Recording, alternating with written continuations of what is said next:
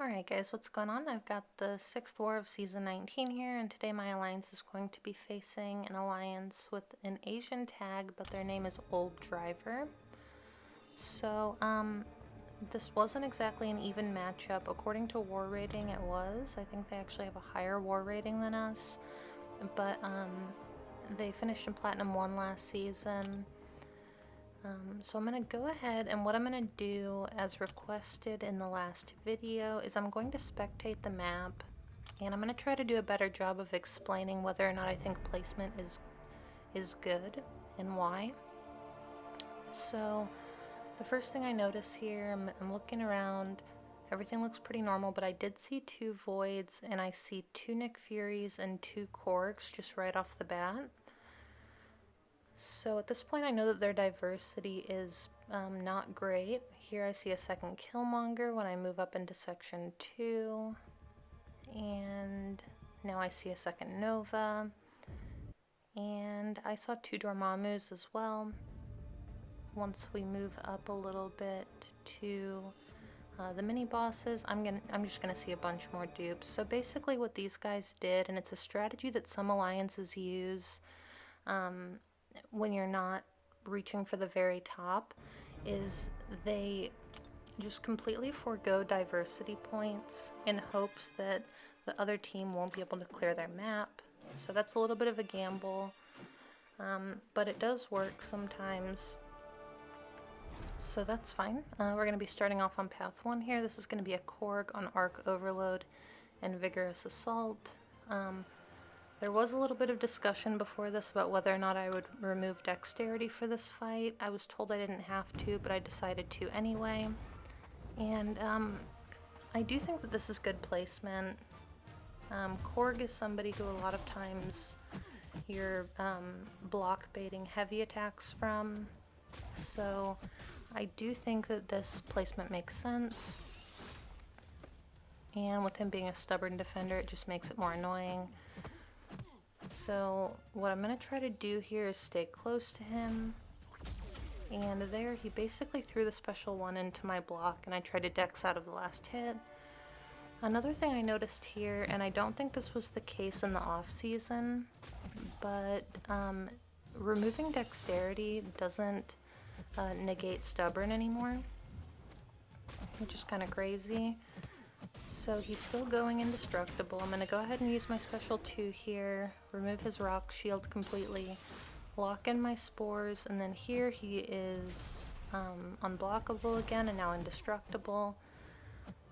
So I'm just kind of trying to stay close to him but not get hit at the same time. It's kind of awkward. But yeah, I'm going to go ahead and remove his rock shield here.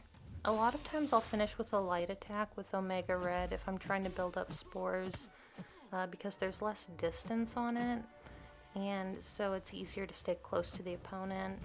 Here I'm going to go ahead and trigger Dex again. He is unblockable, and right here he catches me in a dash back.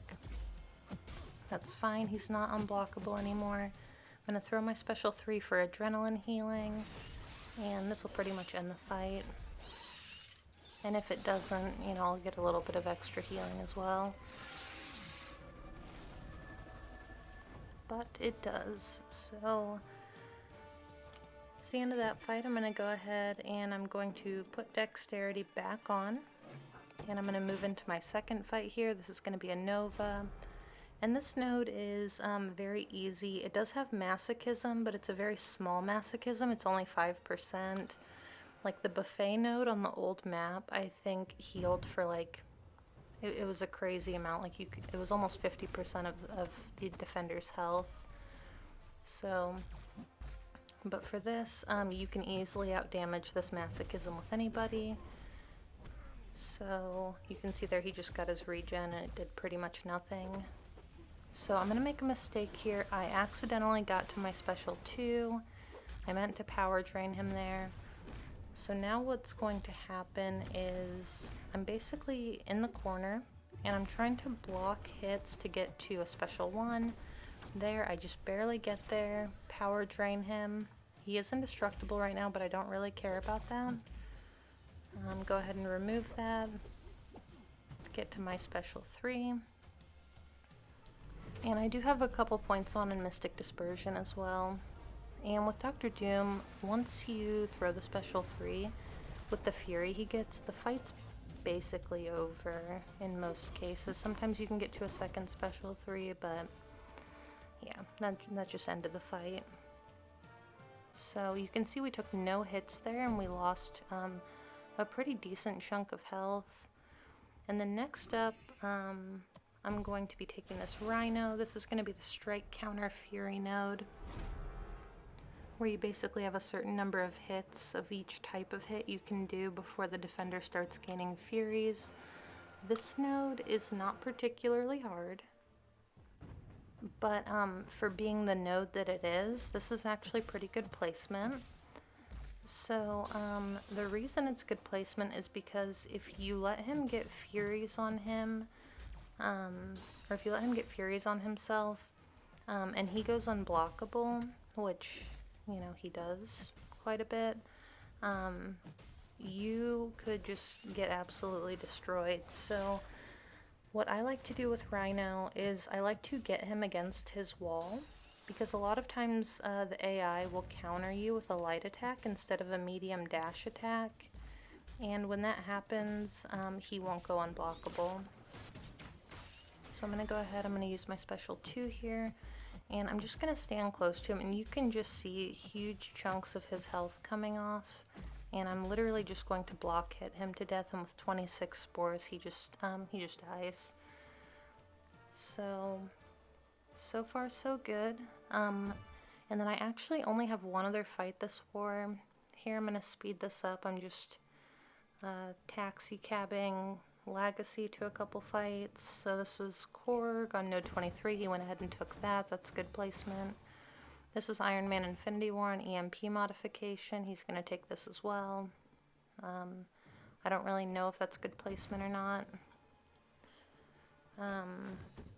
But yeah, okay, so this is our last fight on path 3 here. This is going to be a rank 5 Colossus. This node basically has boost buff armor, and I don't know how to say that word, but it's some type of thorns where if you hit the defender when they have armors, you'll bleed. So I don't think that there's anybody that Omega Red could take on this node that would give him trouble. The bleeds just help him.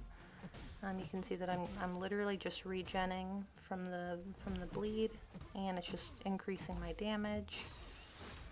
So as far as like good placement, I could see this maybe being good placement if somebody tried like coming in here with a Corvus, but I think at this point most people know not to do that. This is kind of similar to a node that was on the old map. So here I'm just going to parry him and he'll drop. So yeah, that's actually the last fight of my war. I didn't have very many. It was kind of a boring one.